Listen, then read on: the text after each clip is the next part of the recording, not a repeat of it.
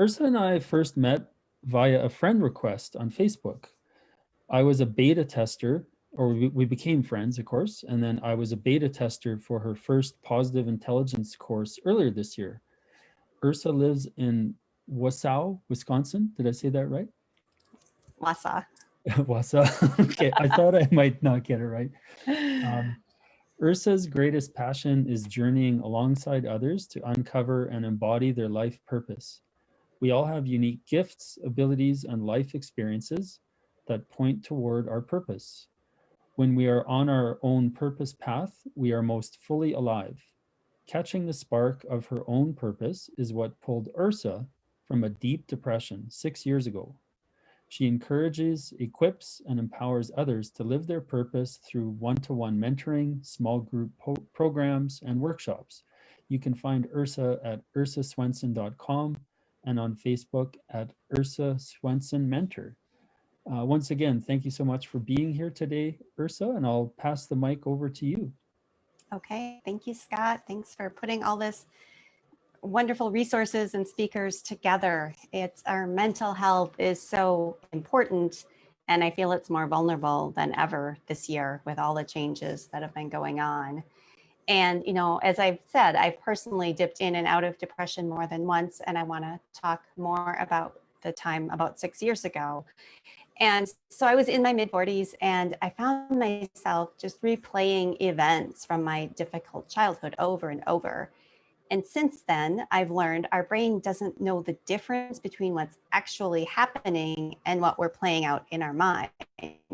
So here I was re-victimizing myself over and over again without even realizing it. You know, I thought I was just remembering, but in actuality, I was harming myself and keeping myself locked in a past that no longer existed.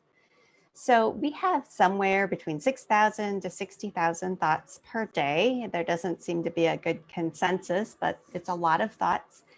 And as a general rule, 80% are negative and 95% are the same as yesterday. We just recycle. So it's a lot of thoughts and a lot of negativity and repetition. And our constant thinking keeps us from seeing clearly, from listening deeply, and from being truly present to the moment at hand. Eckhart Tolle, the author of The Power of Now, explains that ruminating too much on the past causes feelings of depression, of guilt, and self-loathing. You know, thinking, I should have done this, or I wish I hadn't done that. You know, even thinking back over happy memories can cause sadness because that time is over. You know, we can think about when we were younger, and then we can be sad realizing we'll never be that age again. Conversely, thinking too much about the future can cause worry and anxiety.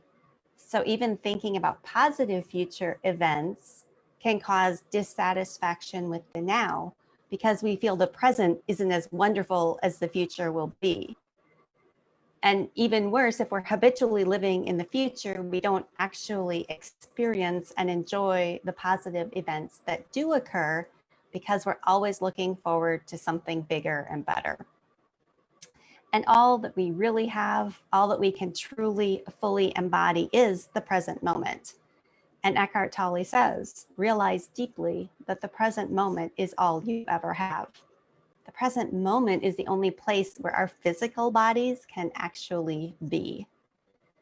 So back to my story. There I was living in the past. I was feeling the worry and anxiety. And even though what had happened in the past couldn't happen now because I was an adult and I wasn't at the mercy of others in that situation. But along with living in the past, I'd also been doing just what I thought I was supposed to be doing. You know, I went to college, I chose my major just because I knew I could get a good paying job. And I looked at other women in my circle to see how was I supposed to do things? How should I dress? How should my home look? How should my children behave? What should I believe? How should I talk? I mean, you name it, I was looking outside myself for the answers because I didn't feel worthy in myself. The trauma that I'd experienced as a child had imprinted me with deep-seated beliefs about who I was and my value. So I found myself in my mid-40s in a deep depression, that perfect storm of living in the past and not being myself. But depression actually has a purpose. It's our body's way of telling us that something is wrong. Carla McLaren, in her book, The Language of Emotions, calls depression the brilliant stop sign of the soul. I could not go on living the way that I was. My body said, stop. This life that you're living is not authentic. It's not worth living like this. And for me, Scott talked about purpose. I remember that spark when something did catch fire with me when I was in that depression. And it was a wellness educator that I followed online, and she announced she'd be opening up a certification program. And when I caught the spark of that vision that I could help other women who were feeling as low as I was, that gave me hope that there was something that was worth living for. And was that transformation instantaneous? No. In fact, it's still in progress. And as I learn and grow and continue to uplevel myself in new and exciting ways, and things just keep getting better. But now I have an authentic life where I can go within for the answers instead of looking outside myself. And I don't replay the past memories anymore that I used to. I see what happened in the past. While I wouldn't wish it on anyone, I see it as a gift in that I have so much more empathy and ability to understand people who are in that situation because of what I lived through. So now it serves me instead of feeling like my prison. So now I'm an alignment coach. I love my work, and I use what I learned from my own life laboratory to support others. As Scott mentioned, I offer the Positive Intelligence program. It's really about bringing us back to the now over and over again and retraining our brains to build new neural pathways. And we call it mental fitness. We learn to expose and weaken our saboteurs, those negative voices in our heads that we all have.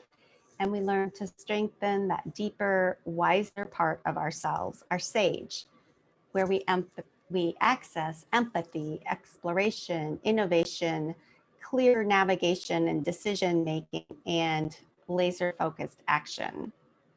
So what I'd like to offer you right now is a mini experience of a component of this program. It's called the PQ rep. And this is a big part of the program, is to do a lot of PQ reps every day to actually practice being present.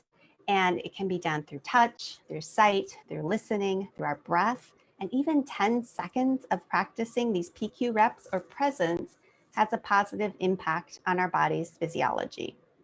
So PQ reps are versatile. They can be done in many ways with your eyes open or closed, and it's a tool you can use as often as you're able.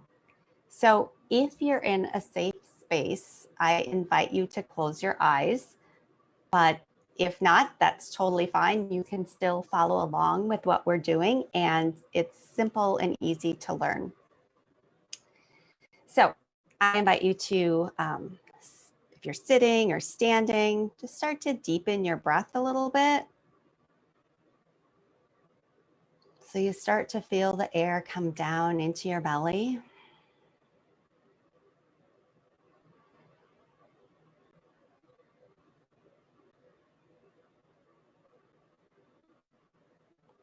And I invite you to touch your fingertips together and to gently rub them back and forth very softly, so you can feel those fingertip ridges on each of the fingers. Listen to what you can hear that's farthest away.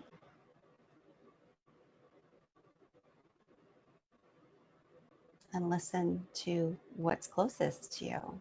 Is it my voice? Is it your breathing? You can do the same with sight. Just look at something very, very intently and notice color, the texture, the little nuances that you don't normally notice. Okay, so notice how you're feeling. It may just be the teeniest bit better. And that's what we're looking for, tiny little improvements. So take this simple, easy tool of PQ reps, practice as often as you're able. Even 10 seconds is valuable to bring yourself back to the present moment rather than dwelling in the past. So I have a special gift. I have a little audio for you, and I will include the link down below. And thank you for listening. And I will leave you with my favorite quote, which is from Wayne Dyer. When you change the way you look at things, the things you look at change. Great stuff. Thank you so much, Ursa. Sorry, I was just kind of in la la land there when we closed the eyes. And yeah, I love that fingertip exercise. When I took the positive intelligence beta course with you, the first moment I did that, I'm like, yeah, this is great because it gets me fully present. I'm not thinking about the past. I'm not worried about the future. And so I encourage anyone out there that has anxious thoughts at times as well. I know today focuses on depression, but for anxiety and anxious thoughts, that really helps me. And yeah, make sure you check out her generous audio that she's kindly gifting to everyone, and check out her stuff. It's amazing. It can really make a difference in your life. And thanks so much for joining today, Ursa. I really appreciate it. Awesome. Thank you, Scott. Thank you. Take care. Yep. Bye-bye. Bye-bye.